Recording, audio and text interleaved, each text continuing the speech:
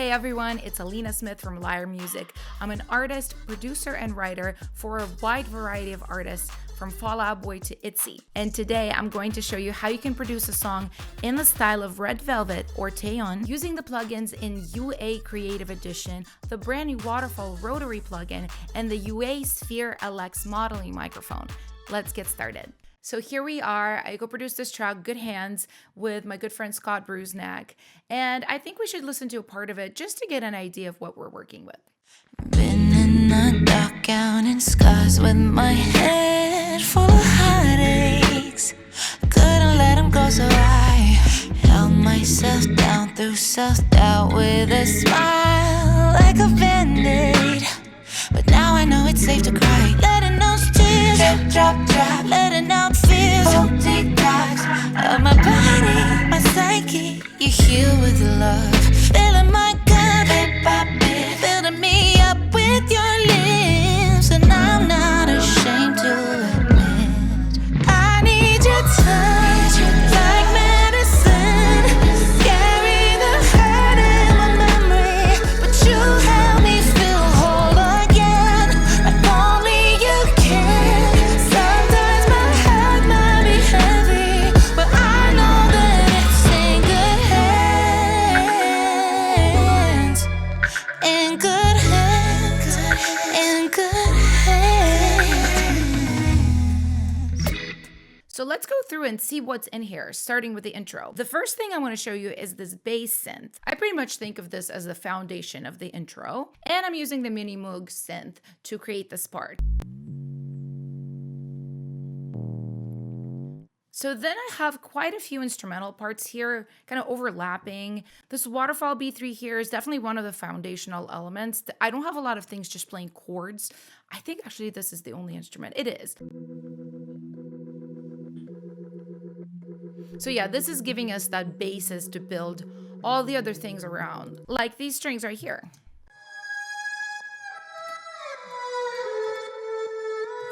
This is actually a sample from Scott, but I worked on it quite a bit. I added some pure plate verb. I'm obsessed with this verb, you guys. It's so easy to use. I love things where I can just twist a couple of knobs and it just sounds really, really good.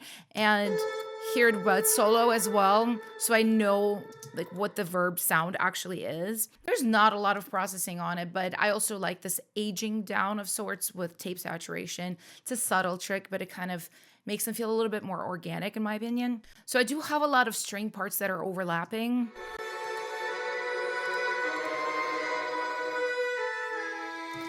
And you can see I'm using a little bit of sauce like Galaxy, tape echo on it. Still more tape saturation. I love this thing. Hitsville EQ on this portamento string. I love also how easy this is to use. You know, sometimes I want to choose the exact frequency that I'm turning up or down, but a lot of the times it's just like, oh, I need a little more lower mids, and boom, you can just do it. I also have a few sort of moments of candy in here, like this ARP. This is actually Mini Moog, again, just pitched up really high. And you know, I'm panning left and right. There's some reverb on it. It just adds a tiny touch of something electronic, which in my opinion makes a song like this a little more funky, because otherwise it just would be a straight up recreation of something much older. So moving on to the verse, this is of course where we have the vocal come in. Been in a dark gown and scars with my head full of heartaches. So I did record this with Sphere, and I had a really great time doing this because I don't usually get to switch the mic I recorded something on after I record it. But with this thing, it honestly feels like magic because you really can do that. So because I'm in Ableton and I do a lot of takes, I like to group them. That way, you know, it isn't a mess of 15, 20 lead tracks. It's all just in one neat group. So all I did was put the Sphere on the group. And because the song is emulating a little bit more of a vintage sound, I went ahead and chose the 67, of course. This is a little bit different for me. If you guys know any of my work, most of my vocals are extremely bright. I love that 8K range and just cranking it up. But here I wanted it to have that darker sound, and it does. If you listen to the soloed, Been in the dark gown and scars with my head full of heartaches. It definitely has that 67 warmth. And, you know, there's ways to adjust it as well. What I think is so fun is you can change the pattern and it shows you the 3 patterns that this mic, the actual mic has, but you also can choose something else. So you can open it up a little bit more with Omni. Been in the dark gown and scars. More roomy, or you can go all the way to figure 8. Been in the dark. Otherwise, this is a very simply produced section. You have bass from my friend Scott that he played. It's real electric bass. I use a little bit of Voice of God on it to bring up that lower end. I've got, you know, a pretty simple kick snare pattern here. As you can see, I layer my samples quite heavily just to add points of interest. I've got a few loops layered under. The one that has the kick is kind of turned down low. It's just for texture. Now, moving on to the pre-chorus, it's pretty simple. A lot of the same parts. We do have some new guitar parts come in, which I think are really fun. I wouldn't have thought that was a guitar. You know, it really does sound like an organ, especially because I use waterfall rotary on it. This thing is so fun. I've been using it on vocals. I've been using it on guitars, on synths, and it really just adds that spinny sense to anything you put it on and that organic kind of feel. I love this plugin because it's so easy to use. There's great presets, but really there's so much you can do just with this knob, this balance knob. You know, when you point the mic at the horn more, it becomes a little more high-endy. If you point it at the drum, it's a lot darker. And Scott played some other accents like this. I'm also using rotary on this as well. Now, the thing that really separates this pre from the verse to me are these background harmonies here.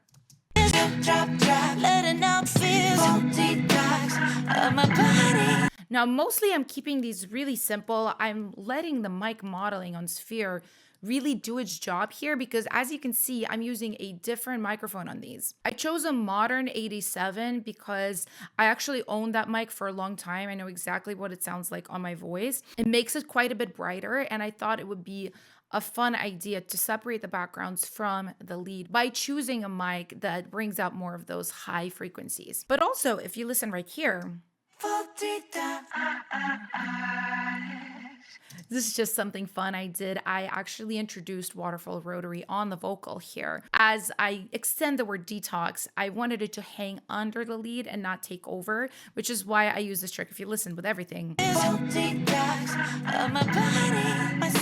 it almost sounds like an organ comes in. I also have another group of background vocals that comes in right before the chorus hits. It's this one right here. And I'm not ashamed to admit.